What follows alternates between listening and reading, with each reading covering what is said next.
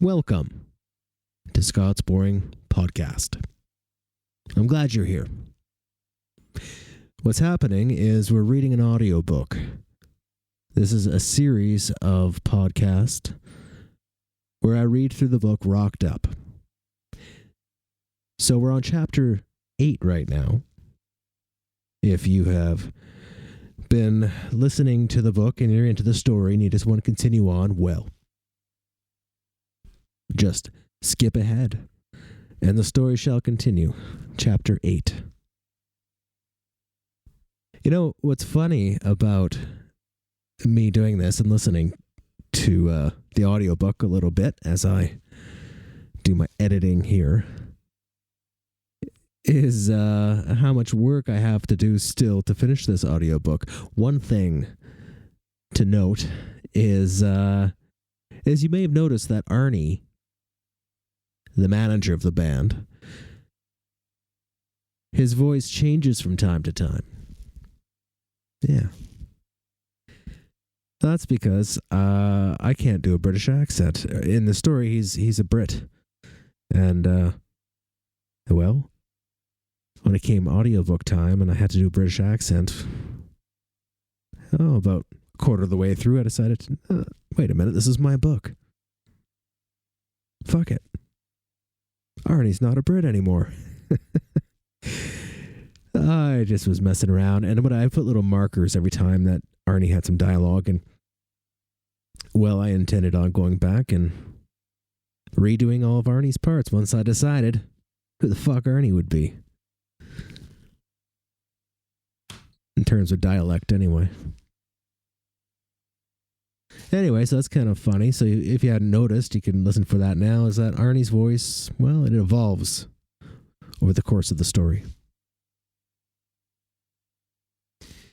So right now I'm sitting here in Los Angeles.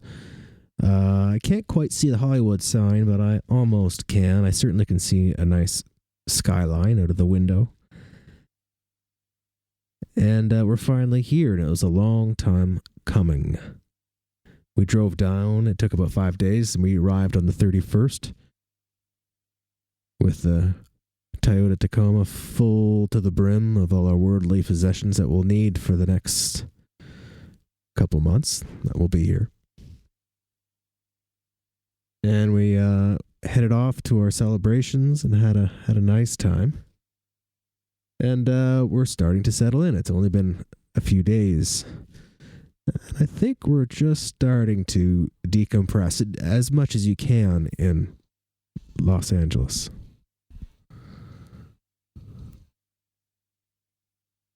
Anyway, moving right along.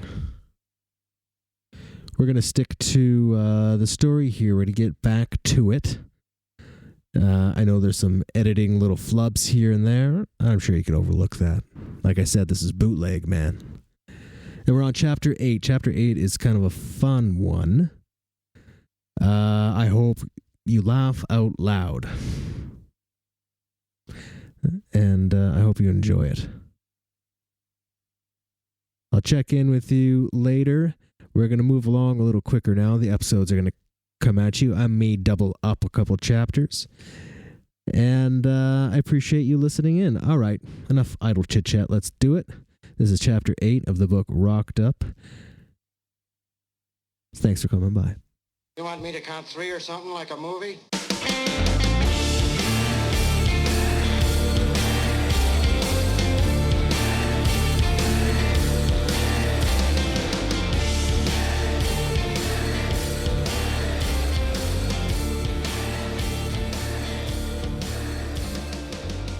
We're in New Mexico and everything's lined up for total chaos. I have witnessed self-annihilation my entire life and do not have the capacity to put a romantic slant on drugs.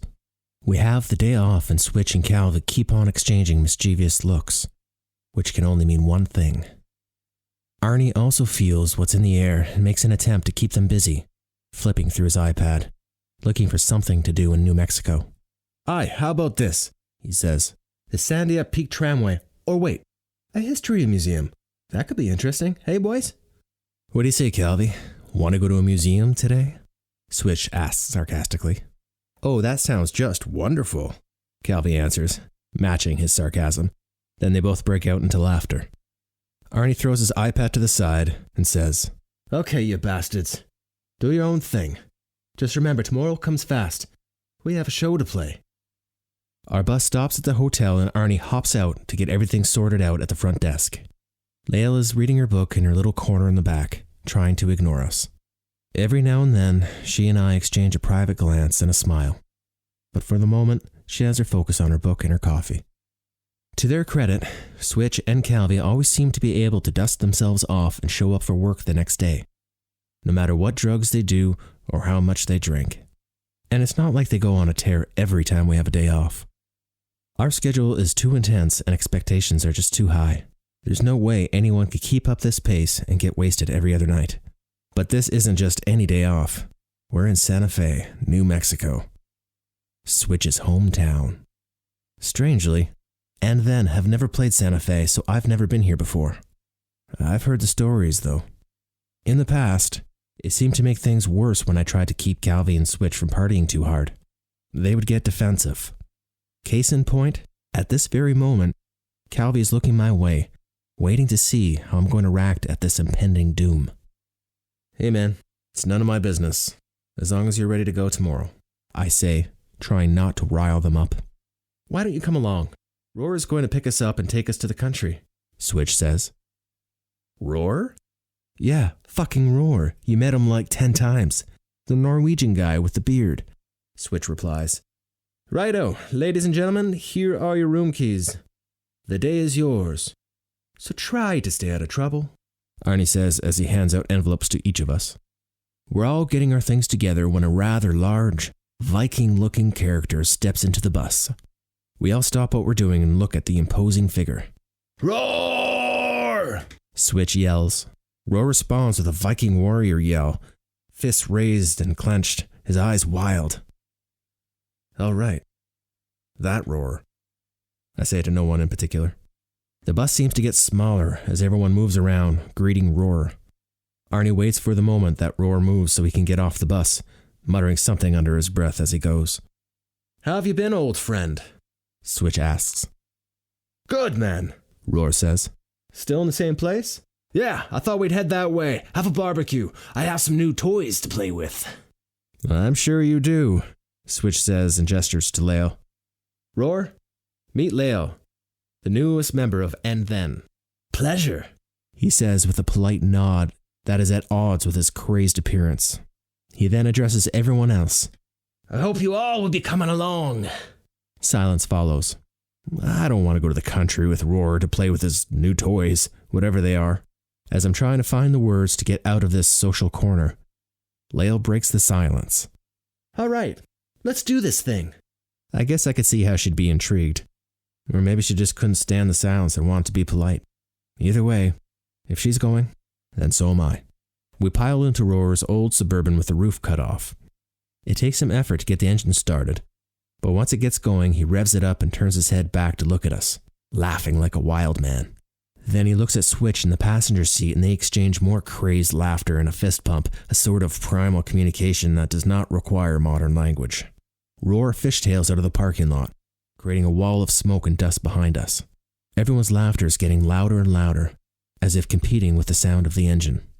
The journey is shorter than I thought it would be. We barely have time to listen to more than a couple songs of the Metallica album Roar has blazing. The song, Struggle Within, is playing when he pulls into the dirt driveway and kills the engine. "Welcome," Roar says as he climbs out of the vehicle and promptly is greeted by a large mastiff. We all climb out except Leo, who's struggling with her seatbelt.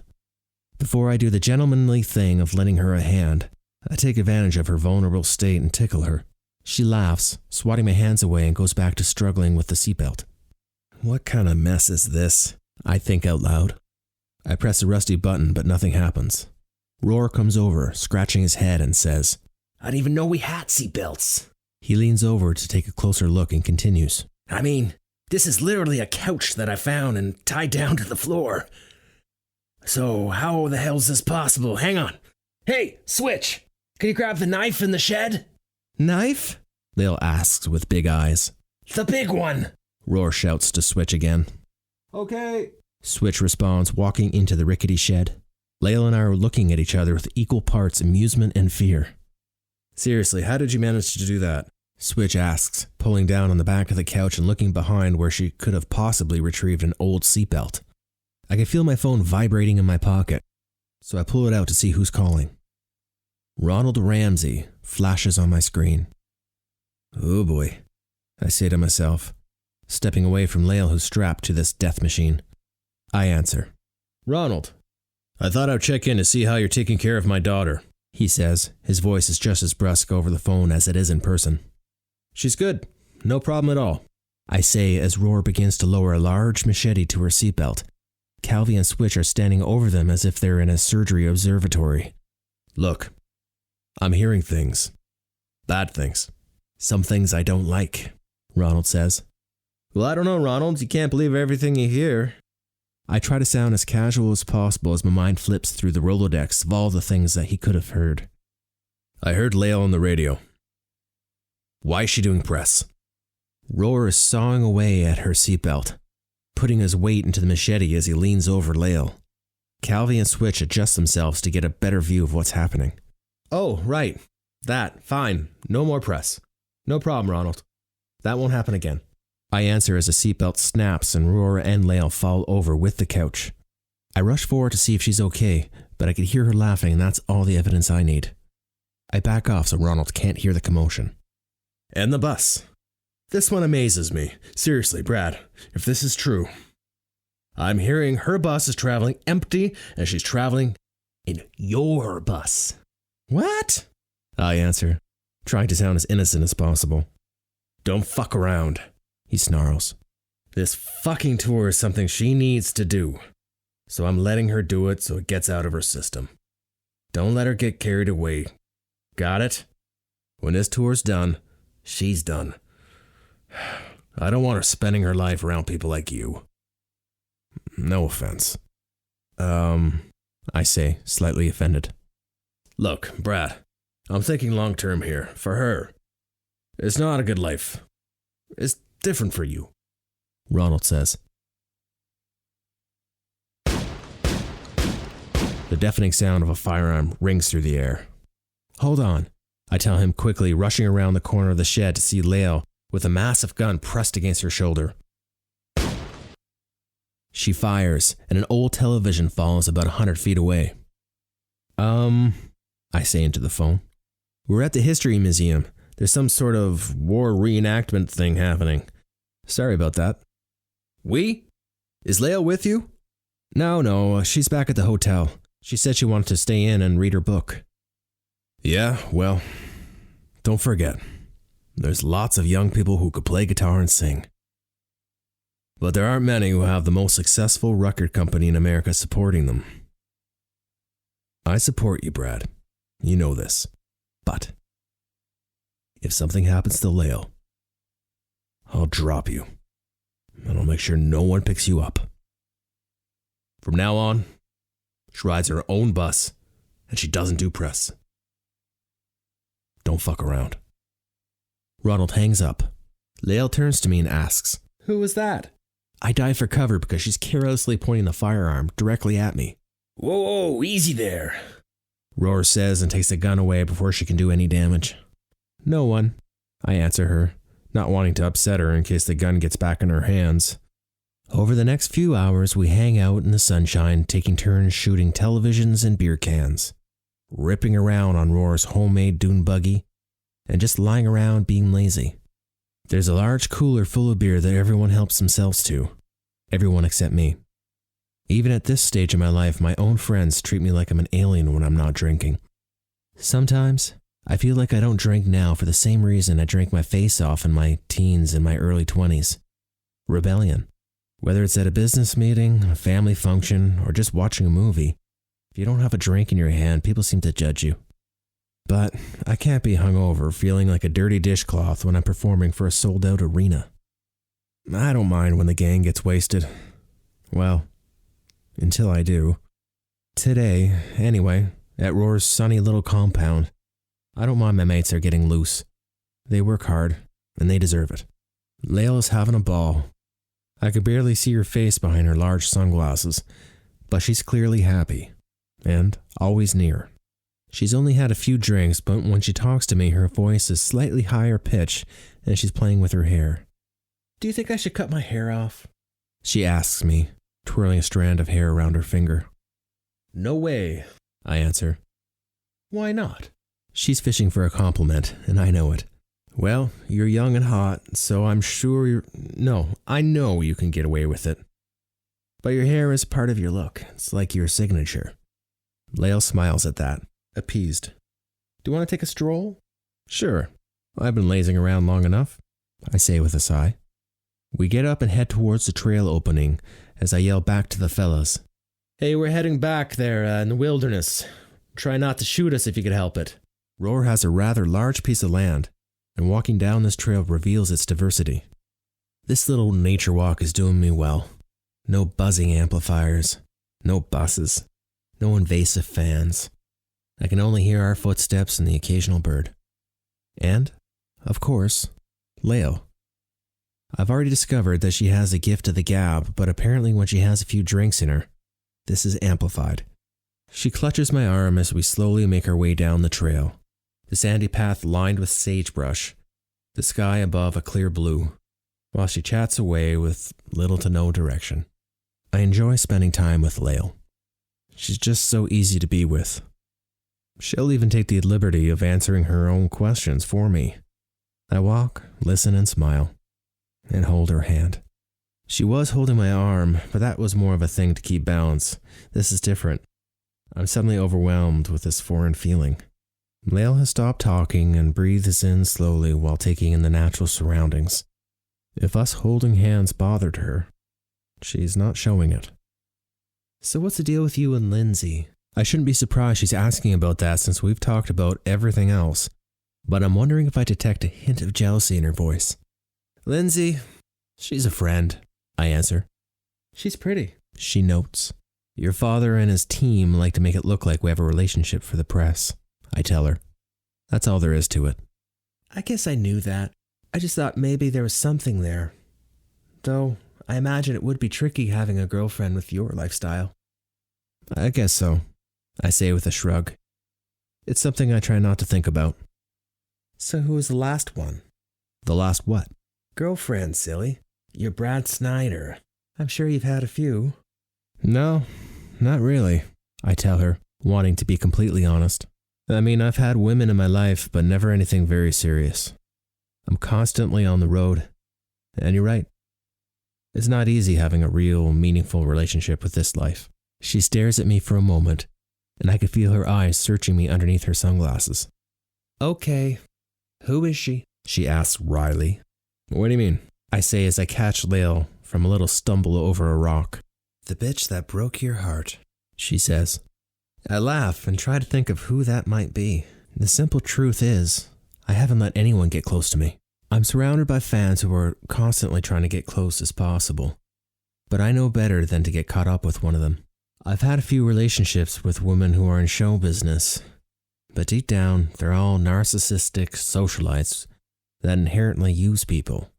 I've learned the hard way to stay away from them, but even though I laughed when Lael asked the question, I can't help but give it some thought. I keep thinking of my fans as one person, as if my relationship with them as one collective unit is a healthy, meaningful one. Clearly, that doesn't count. In my line of work, you have to protect yourself, and that's what I've been doing since the beginning of my career.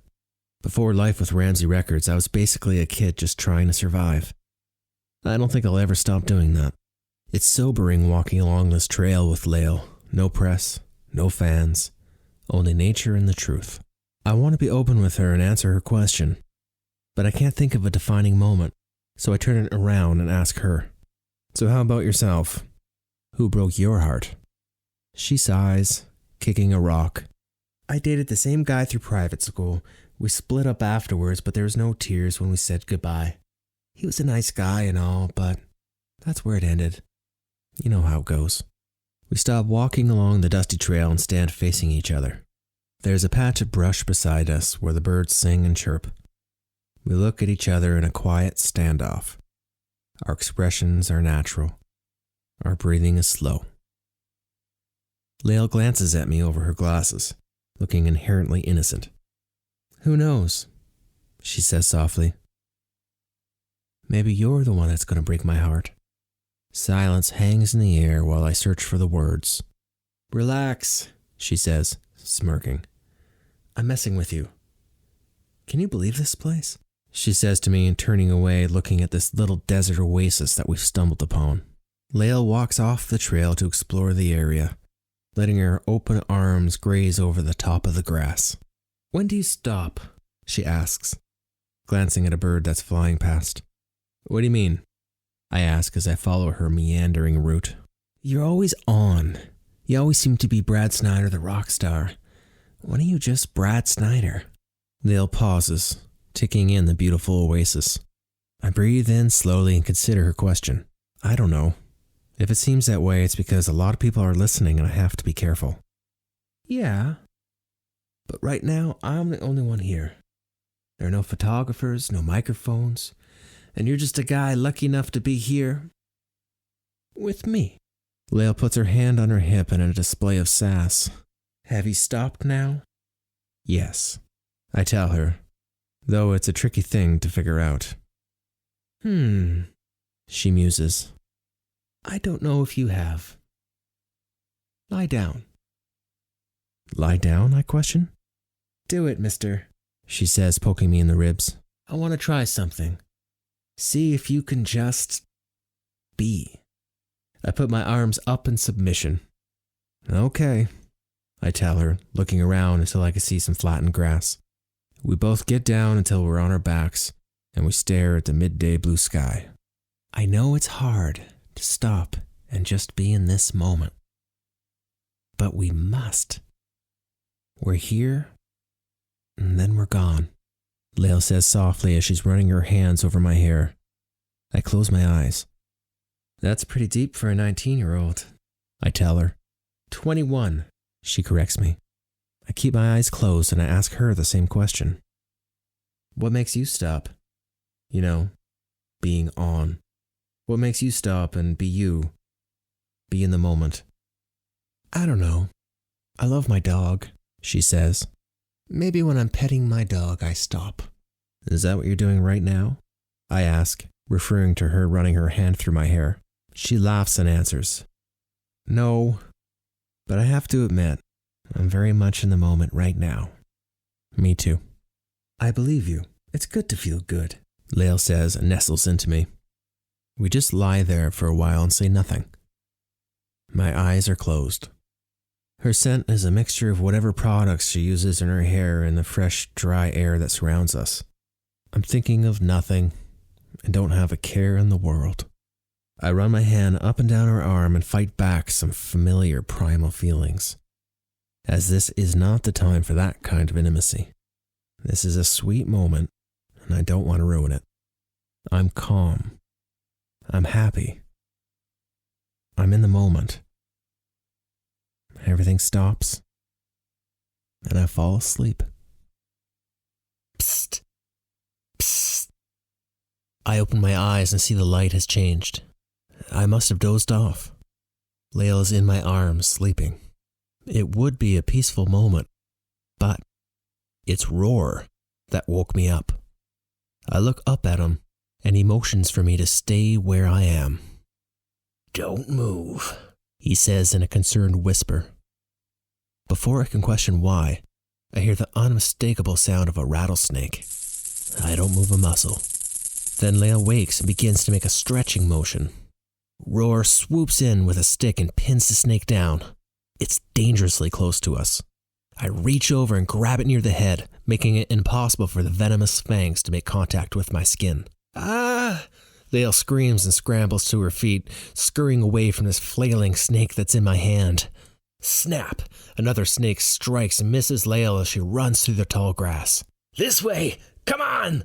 Roar shouts, running towards the trail as Lael follows. What do I do with this? I ask, referring to the venomous snake that's in my hand. I have no experience with reptiles and I got myself into quite the situation here. Throw it! Roar yells. Throw it? I would like to say I'm more concerned with the snake's safety. But the truth is, I don't see how it's possible that it won't try to bite me the moment I relax my grip. I've never handled a snake before, I yell back, frozen in fear. Well, how the hell did you end up with it in your hand? You looked like a fucking professional when you grabbed it. Roar shouts back. I don't know, man. I just reacted. Now I don't know what to do. To say that I'm panicking would be an understatement. Throw it! Roar yells. I can't! Roar mumbles something and heads back towards my way. Look, just set it down, point it away from you, let go. Okay. I bend over, and to Roar's credit, he's right beside me, speaking in a calm whisper. Okay. You ready? Just let it go, man. Just let it go. Snap! Another snake strikes from within the bush, and as quick as a wink, Roar once again pins it down with the stick. Ah! Grab it! Grab it! His high-pitched Norwegian accent has the sound of genuine fear. What? I question. Last time you grabbed it? Are you fucking kidding me? I ask. I just said I don't know what I'm doing. Oh my god! It's coming from my leg! The stick isn't holding it! Ah! Ah! I join him and we both cowardly yell together. Without thinking, I grab the snake with my free hand. Thank you. Thank you, Brad. Thank you. Roar says, breathing hard, his eyes wide with fear and relief. Well, fucking hell! I say, trying to keep the snakes as far away from my body as possible. The fuck am I supposed to do now? Let him go. Just let me get a head start. He says, turning around, running back along the trail toward his house. Fuck that. You coward. I muster up enough courage to run through the grass following him, with both snakes slithering, whipping themselves back and forth, wrapping around my forearms. I don't stop when I see Lael. I keep on running, my arms high in the air, snakes in hand. I run all along the trail, all the way to the house, with Roar and Lael close behind me. When I get there, I see there are at least 20 people hanging out in the back area. I could use a little help here. I shout to the small crowd, showing them my angry snakes. That's Brad Snyder. Someone shouts. And he has rattlesnakes in his hand. Someone else yells. Everyone oohs and ahs as if I'm Alice Cooper and this is my theatrical entrance. I try to quickly explain my situation without ruining my sudden mystique, when a young bohemian girl steps out and gives me a dirty look. You're hurting them. She carefully takes them from me and walks into the brush, disappearing. I didn't get her name, but that girl's my fucking hero. Lael sidles up to me with wide eyes. I glance at her, my chest rising and falling from being out of breath, the adrenaline pumping through my veins. Better than snake venom. Okay. I'm totally in the moment now, I tell her. She gives me a broad smile and a quick hug. Roar comes in and hugs the two of us, then lets us go and says, I've never seen that, my friend. First, I've never seen anyone take a nap in the middle of Rattlesnake Valley. Seriously, guys, there's like 100 snakes out there. Second, I've never seen a guy run full tilt, waving snakes around like a wild man. You really are a rock star, Snyder. Live people ignore the strange and unusual.